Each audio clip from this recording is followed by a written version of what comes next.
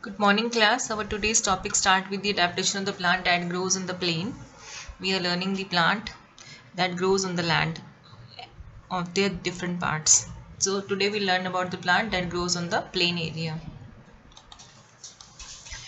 Now these are the two examples given here, mango tree and peepal tree. If you carefully see the structure of these plants, you will find them that they are very broad. They are having very big branches and their leaves are also very big. First of all, let us know about the plain area. Plain area is neither too hot nor too cold.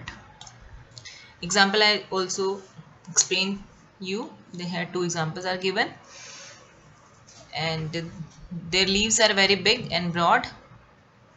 They used to shed their leaves during the winter season, and they got the new leaves in the spring season. As because these plants shed their leaves and got the new leaves in the other season, so they are known by the other names. We call that name is a deciduous trees. Okay, here is a question related to these plants or the plant that grows in the plain area. There are many more.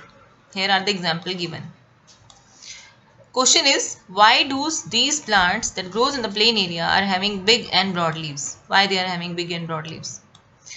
Because these plants are doing transpiration. What is transpiration? Transpiration means the loss of water by the stomata of the leaf. Why it is doing? They are doing so. They are doing this transpiration to keep themselves cool during summer season. Okay, so this is their adaptation to live in the plain area. Let us move to the other plant of the plain land area only. That is plant that grows in the marshy area. Now this is the example of marshy area plant. They grow here. Example given here is one mangrove plant. Now let us learn about the specialty of the mangrove plant that grows in the marshy area. First of all, let us learn the what is marshy area. Marshy area means the area that surrounds by a water. Why? Because the kind of soil they are having, it is clay soil. Okay, they are having sticky and clay soil. Clay soil becomes sticky when it is in water. So clay soil holds lots of amount of water. As because it holds lots of amount of water, it do not allow the air to pass through it. Okay, so what is the harmful effect if it do not allow the air to pass through it? The root of such plant that grows in the marshy area, the roots of such plant do not get air. They do not get air to breathe.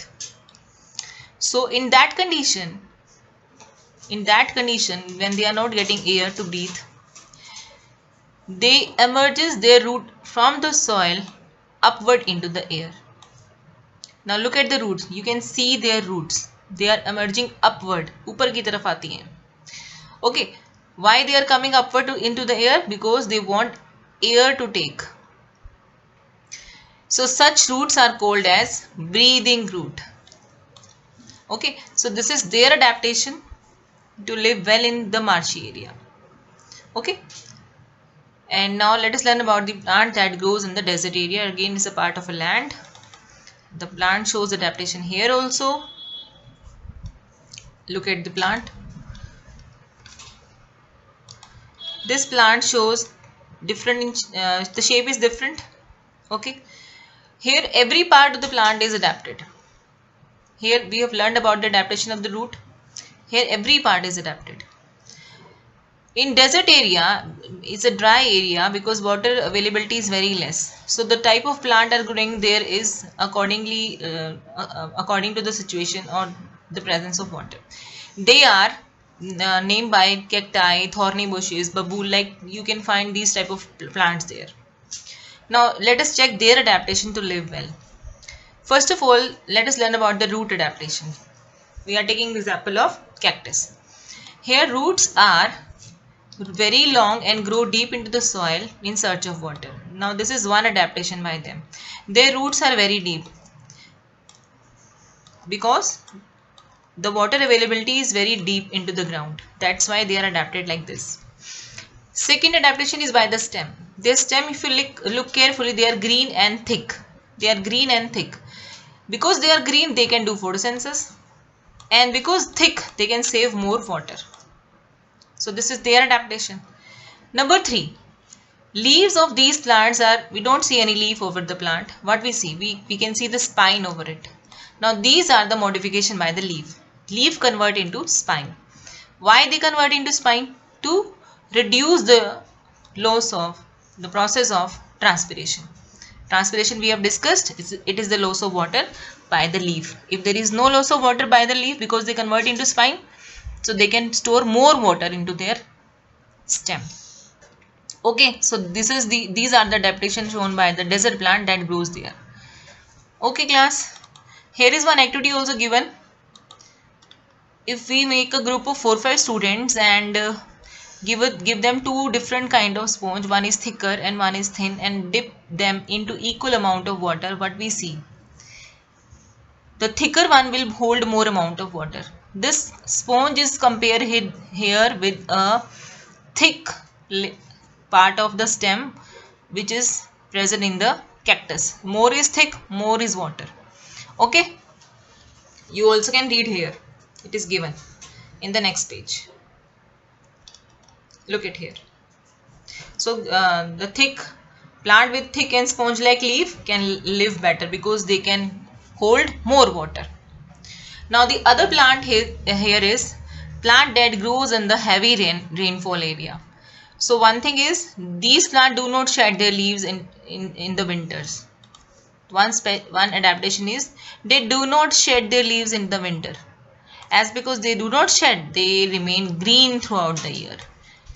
So as because they are green throughout the year, they are named by evergreen plant. Here you can see the plant, coconut tree or a rubber tree. Okay, so here are the example and some smaller plant also here.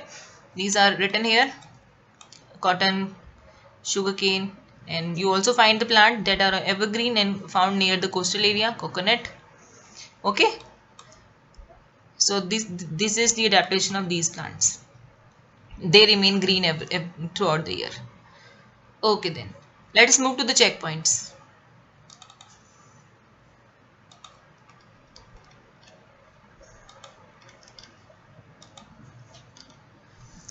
Tick the correct answer. In desert plant like cactus, photosynthesis occur in stem because this is green.